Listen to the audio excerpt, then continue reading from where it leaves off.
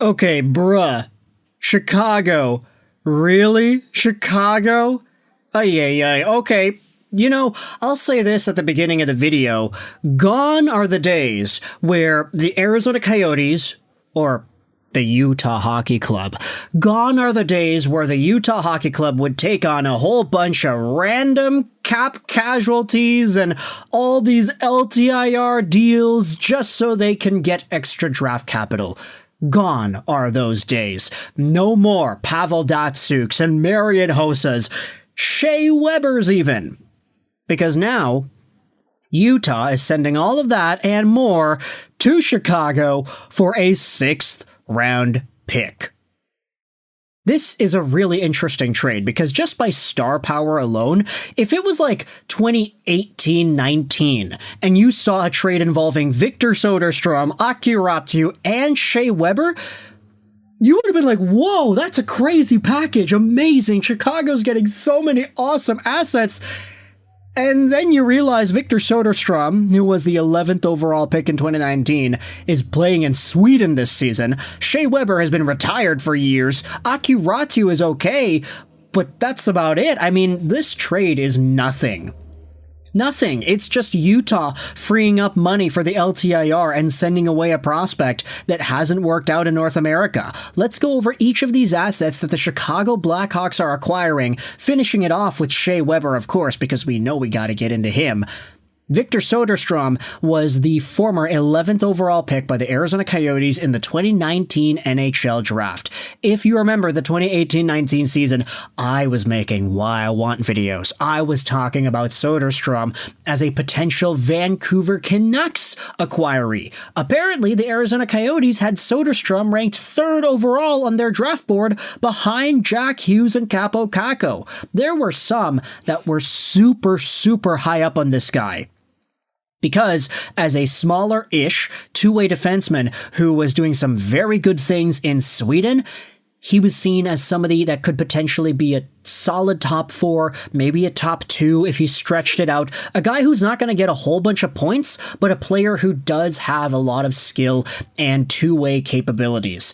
Unfortunately for Soderstrom, though, he wasn't able to fully take the next step into the National Hockey League and start producing as much as he could have.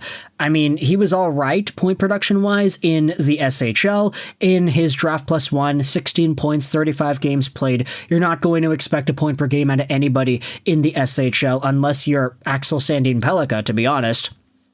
But the next few seasons, you saw Soderstrom head over to the AHL. He developed over there, was never really fully able to take the next step. He had a 30-game stint with Arizona in 22-23 where he had 9 points, but he had yet to score his first NHL goal since 2020-2021. Last season, he played in both Tucson and Arizona. 3 games played with the Coyotes had 0 points, but 62 games played with Tucson and 32 points on there. So, Victor Soderstrom heading back over to Sweden this season, unsigned player whose rights are held by Chicago. This is a guy who seems like he might have given up on an NHL career depending on his career path right now. I mean, he's 24 years old, recently turned 24 as well, so late happy birthday to Victor Soderstrom, but this is a guy who, based off of his progression, it doesn't really look like there's much value here unless Chicago called him up tomorrow and was like, hey, you want to come play in Chicago? We've got spots.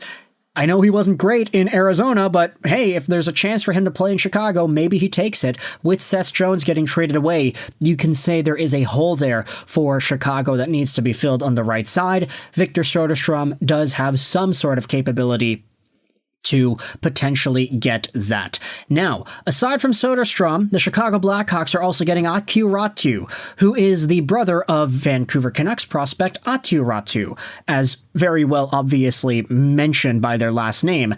Raty was 23 years old, 6 feet, 190, right-handed winger, signed on till the end of this season, and he was a 5th-round pick by the Arizona Coyotes back in the 2019 draft. So he was a draft player alongside of Soderstrom. They were both taken in 2019, draft mates, you could say. Akiratu had a lot more of a showcase at the World Juniors. He had 3 points in 7 games, 2 years in a row. Also was a very productive player for the Tucson Roadrunners last year in his first season in North America. He had 1 game played with Arizona and had an assist. This season, he had produced fewer points in the Tucson Roadrunner system. He's at 19 in 50 games played, on pace for 27 points in 69 games, so definitely not great. But now heading over to the Rockford Ice Hogs, hopefully Akiratu is able to take the next step and actually start producing to a more significant capacity.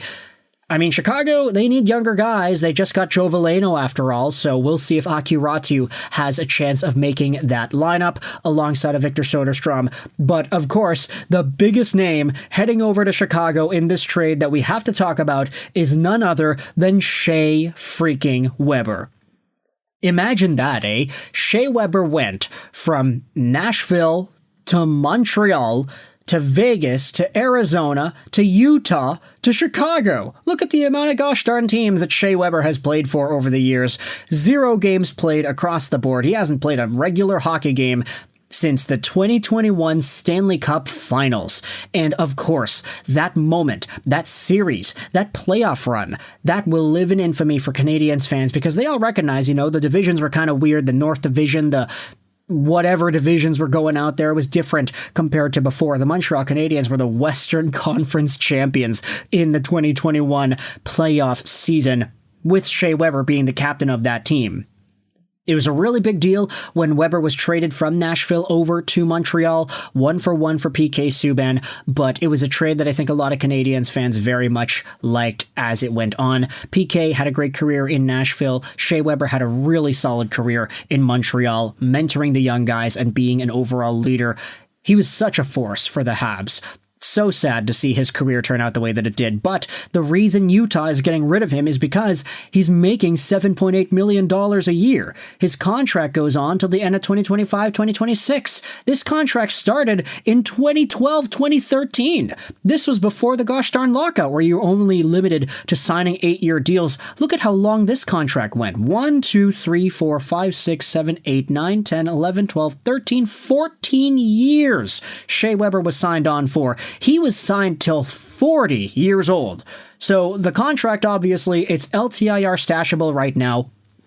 The Chicago Blackhawks, with them potentially needing to reach the cap floor because they traded away Seth Jones, this is a move that helps them out. They don't even really need to use the LTIR space realistically, considering their team construction right now and where they are in the rebuild. So Shea Weber is an extra piece going over to Chicago to help them out cap-wise, alongside of Akiratu, alongside of Victor Soderstrom. Who knows if the Blackhawks inevitably decide to use these players in the National Hockey League. It's possible, but the price, a very low price of a 6th-round pick, seems like it's good enough for them to be able to facilitate this deal, and Utah ends up freeing up all that salary and getting rid of some prospects that realistically didn't have too much of a shot with them this year anyway.